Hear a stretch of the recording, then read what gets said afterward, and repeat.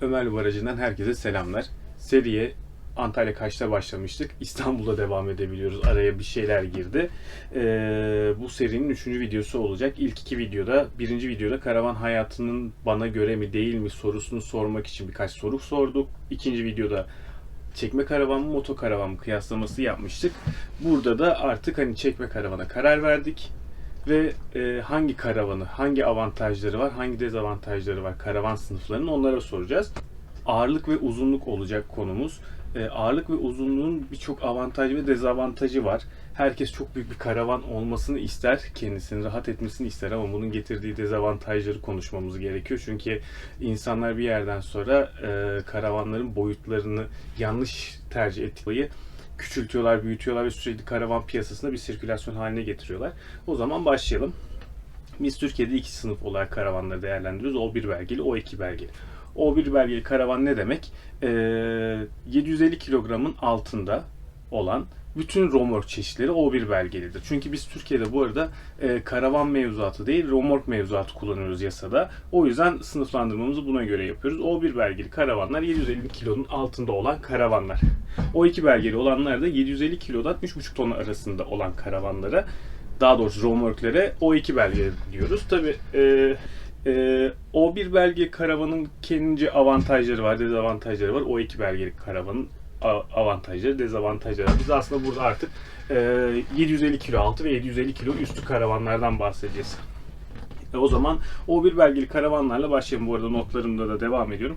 O1 belgeli karavanların avantajları bizim için nelerdir? O1 belgeli karavanlar ehliyet gerektirmez. Evrak gerektirmez. Herhangi bir evrağı yoktur. Ehliyetinizi E sınıfı ehliyet ekletmek zorunda değilsiniz. Bunun yanında O1 belgeli karavanlar, yani 750 kilo altı karavanlar fiyat olarak daha ulaşılabilir, makul ölçülerde şu an Türkiye'de. Çünkü Avrupa karavanlar zaten standart olarak O2 belgeli geliyor. Hepsi 750 kilonun üstünde. Bir tek Niewiedov sanırım 750 kilonun altında. Başkaları da varsa siz de altına yorum olarak yazarsınız postun altına. Evrak istememesi, muayene zorunluluğu olmaması gibi konulardan dolayı biraz daha başlangıç karavanı olarak O1 belgeli karavanı düşünebiliriz. Ama bunun yanında ne dezavantajları var? Birincisi 750 kilonun altında karavanı tutmak için hali kullanılan malzemelerde bazı kalitesizlik demeyeyim de bazı kısıtlamalar yapmak zorunda firmalar. Örnek veriyorum, daha ince mobilyalar, daha az aksam, mümkün mertebe ağırlığı arttıracak her şeyi düşürmeye çalışıyorlar ki 750 kilonun altında tutabilsinler karavanları. Bir de şöyle de bir gerçek var. 750 kilo altı dediğimiz karavanlar Türkiye'deki neredeyse bütün yerli üreticiler 750 kilogram altı karavan olarak veriyor ama gerçek, reel rakamlara baktığımız zaman neredeyse hiçbiri 750 kilonun altında değil. Bizim kullandığımız RS310 şu anda günlük kullanım hayatındaki ağırlıklarla baktığımız zaman 750 kilonun altına ya da tam sınırına geliyor. Carpendo 310 şu anda 750 kilonun altında kalır hesap ettiğimiz zaman.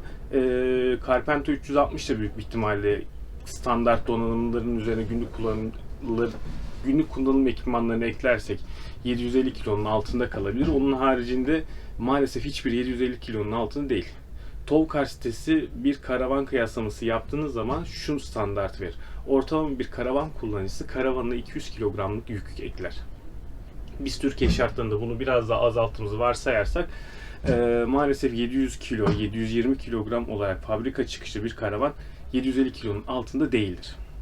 Sizin aldığınız karavanın üzerine ve bastonunuzu, güneş panelinizi, stabilizatörünüzü, tentenizi, ki tente dediğiniz şey çok hiç hafif bir şey değildir, eklediğiniz zaman o karavanların ağırlıkları neredeyse 1 tona denk geliyor. Burada bir bilelim. Şu anda mevzuatta biz ağırlık ölçümlerine girmiyoruz. Yasal kontrollerde, ama 2 gün sonra yasal kontrollerde bu ağırlık ölçümlerine girdiğimiz zaman 750 yerli karavan, daha doğrusu diyeyim, 750 kilogram mı diyeyim onu artık bilemiyorum. Karavanların birçoğu büyük bir ihtimal çok büyük cezalara maruz kalacak. 750 kilogram üstü karavanları dediğimiz zaman burada yerlilerde birkaç tane üretici var. 750 kilogram üzerinde O2 belgeli karavanlar üretiyor ama bizim burada bahsedeceğimiz Avrupa karavanlar olacak daha çok. Çünkü Türkiye'de standart şu şekilde bir 750 kilo altı bir karavan alınır. Biraz kullanılır. Karavancılık öğrenildikten sonra genelde bir Avrupa karavana geçilir. Durum bununla alakalı aslında. Standart O2 belgelileri Avrupa dememizin sebebi aslında O2 belgeli karavanlara geldiğimiz zaman ne dezavantajları var? Birincisi, bugünün tarihiyle şu an biz 2022 yılı, telefonum kaydı. Bugün tarihi itibariyle 2022 yılının Eylül ayındayız ve yaklaşık B sınıfı ehliyeti BE sınıfına çevirmek şu anda 6.000 lira civarında bir maliyete tekabül ediyor. Artı olarak O2 belgeli karavanların her sene muayeneye götürmek gerekiyor. 400-500 lira bir muayene ücreti var.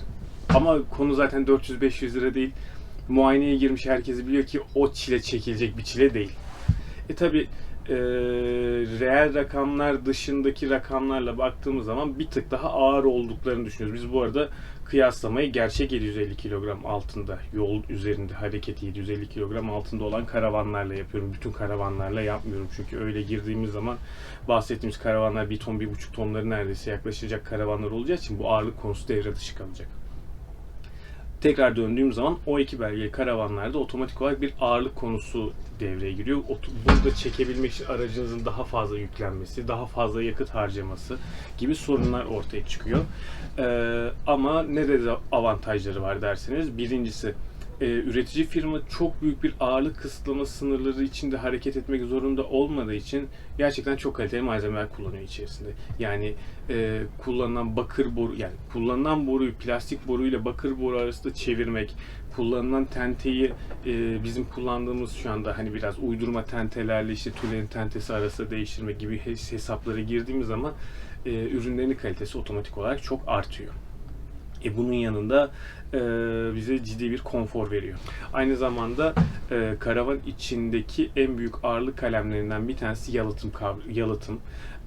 750 kilogram altındaki karavanlar ağırlık limitleri içinde kalmak istedikleri için yalıtımdan kısıtlama yapıyorlar. Örnek veriyorum, yerli karavanların neredeyse hiçbirinde taban yalıtımı, bahsettiğimiz taban yalıtımı işte duvar yalıtımı gibi 3 santimlik 5 santimlik yalıtım tabanlarda olmadığı için otomatik olarak siz kış kamplarında tabandan bir soğukluk alıyorsunuz. Bu da yalıtımdan kısıtlamalardan kaynaklı oluyor. Yerli karavanı ısıtmak Avrupa karavanı ısıtmaktan daha zor bir hale geliyor otomatik olarak. Ve yalıtım konusu oldukça önemli bir konu haline denk geliyor. Ama tabii ki bu yerdeki yalıtım, kullanılan malzemenin kalitesi ya da daha fazla dolap kullanabilme imkanı vesaire gibi konfor öğelerini sisteme sokunca otomatik olarak bu karavanın fiyatı inanılmaz derecede yükseliyor.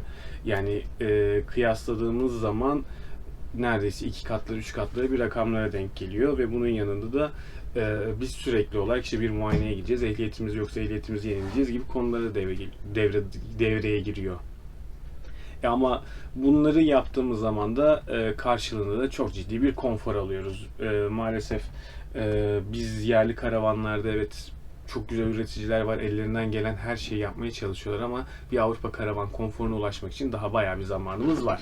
Bu zamana kadar konuştuğumuz bütün konular ağırlıkla alakalıydı. Bir de bunun yanında uzunlukla ilgili bir konularımız var. Şu an bizim kullandığımız karavanın boyutu içten içe 3 metre 10 santim, dış ölçüsüne aldığımız zaman 3 metre 20 santim. Biz hep karavanlarımızı hesap ederken katalogda yazan 3 metre 10 santim, 3 metre 20 santim, işte 4 metre 10 santim gibi rakamlardan hep bahsediyoruz ama gerçek aslında bu rakam değil. Gerçek şudur, karavan artı çeki okunun uzunluğu. Yani şu an bizim karavanımız 3 metre 10 santim olan karavanımızın gerçek uzunluğu 4 metre 20 santim. Çünkü 1 metrelik bir çeki uzunluğumuz var. Çeki okunun uzunluğu var. Bunun yanında bir de biz bu karavana bir 10 santimlik çeki topuzu, arabadan gelen çeki topuzunu eklediğimiz zaman işte 4 metre 25 santim, 4 metre 30 santimlik bir karavan kullanıyoruz aslında. 5 metrelik bir arabayı da kullandığımızı varsayarsak otomatik olarak uzunluğumuz neredeyse 10 metre oluyor. Yani yollarda büyük bir araç gibi oluyoruz. Şimdi biz bu uzunluğu biraz daha değiştirelim. Diyelim ki 4.90, 4.20, 4.25'lik bir karavan yapalım, matematik kolay olsun diye. 4.25'lik bir karavanın dıştan dışa uzunluğu büyük bir ihtimal 4.5 metre olacak. 1 metre çeki okunu koyduğumuz zaman 5.5 ile 6 metre arasındaki bir uzunluğa denk geleceğiz. 5 metrelikte bir arabamız var. Koyduğumuz zaman 11 metre, 12 metreler gibi rakamlara ulaşacağız. Bu da zaten neredeyse bir otobüs boyutlarına tekabül ediyor. Evet, uzun bir karavan bize daha fazla alan, daha fazla konfor, daha fazla dolap, banyomuzu daha büyük bir alan, sabit bir yatak gibi bir sürü konuya avantaj veriyor ama ekstradan da bizden uzunluktan götürüyor. Uzunluktan götürme normal otoyol şartlarında, uzun yol şartlarında herhangi bir sorun yaşatmaz size. Ama bir dinlenme tesisine girdiğiniz zaman aracınızı ancak ve ancak tırların park edebildiği yere park edebilirsiniz. Yoksa herhangi bir park alanına sığdıramazsınız. Bunu günlük hayatta, park hayatında kullanırken karavanınızı bir yere yerleştirirken daha fazla zorlanacağınız anlamına gelir. Virajlarda dönüş yaparken daha kontrollü dönmeniz gerekiyor. Göbeklerden dönerken, ki biz çoğumuz küçük araç kullanıcısı olduğunu varsayarsak, daha kontrollü dönüşler, daha yavaş dönüşler ya da bizi daha fazla yoracak, psikolojik ya da fiziksel olarak daha fazla yoracak dönüşlere, daha zor dönüşler yapmamız gerekir. Tüm bunları birleştirdiğimiz zaman tüm karavan, bütün serinin başından beri bahsettiğimiz gibi karavanda avantaj olan her şey aynı zamanda başka bir noktadan dezavantaj haline geliyor. Uzun karavan çok güzeldir. Geniş mutfak, bir sürü dolap, sabit yatak, işte oturma grubu vesaire derken çok güzel özelliklere sahiptir. Ama bunun yanında işte totalde bir otobüs boyutlarına ulaşacaksınız.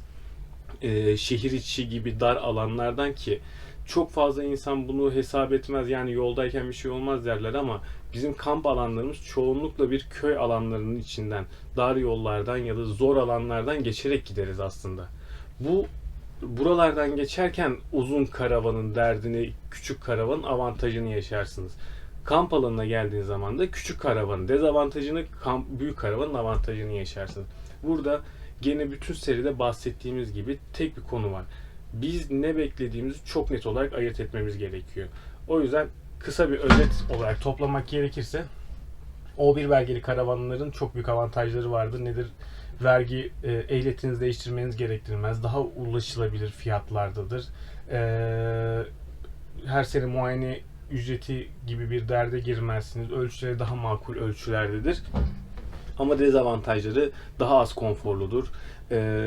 Türkiye'deki yasal boşluğu şu anda kullanıyor olabilir. Bundan sonra önümüzde ne olacağını bilmiyoruz. Daha kısa ömürlüdür diyebiliriz. Kısa karavandan, uzunluktan bahsedersek, kısa karavan yolda bize konfor verir. Kamp alanlarına girerken daha konfor verir ama alanın daha kısıtlı olduğu anlamına gelir. Uzun karavanda tam tersi olarak daha geniş bir alanımız var.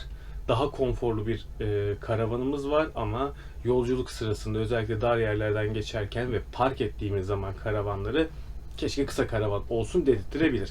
İşte bunları gene bütün serinin başından beri söylediğimiz gibi siz bir not alaraktan, artı eksi tablosu yaparaktan nereye varacağını siz hesap etmeniz gerekiyor. Her karavanın bir avantajı ve bunun yanında da kesinlikle bir dezavantajı vardır. Bunların hangisi sizler için olmazsa olmazı siz kendiniz hesap edeceksiniz ve kendiniz karar vereceksiniz. Ben size sadece bildiklerimiz üzerinden yol gösteriyorum. Kendinize iyi bakın. Bundan sonra serinin devam videosu, hemen kontrol edeyim. Bundan sonraki serinin 4. videosu, karavanı seçtik. Şimdi ne yapacağız? Yani artık bundan sonraki videoda, eğer bu zamana kadar izlediyseniz, sizin için faydalıysa bu arada lütfen bir beğenin, takip edin. Çünkü bunlar bu şekilde siz beğendikçe, siz takip ettikçe devamları gelecek seriler olacak. Ya da istediğiniz, merak ettiğiniz sorular varsa lütfen yorumlara yazın. Bundan sonra gelecek videomuzda kendimizce karavanımızı aldık, seçtik ve ne yapacağız konusunu işleyeceğiz. Çünkü sadece karavanı aldığımızdan, çekme karavanı aldığımız zaman iş bitmiş olmuyor. Bundan sonra yapmamız gereken başka konular olduğu anlamına geliyor. O zaman bir sonraki videoda görüşmek üzere. Kendinize iyi bakın. Hoşça kalın. Abone olmayı da unutmayın şuradan videoyu kapatırken.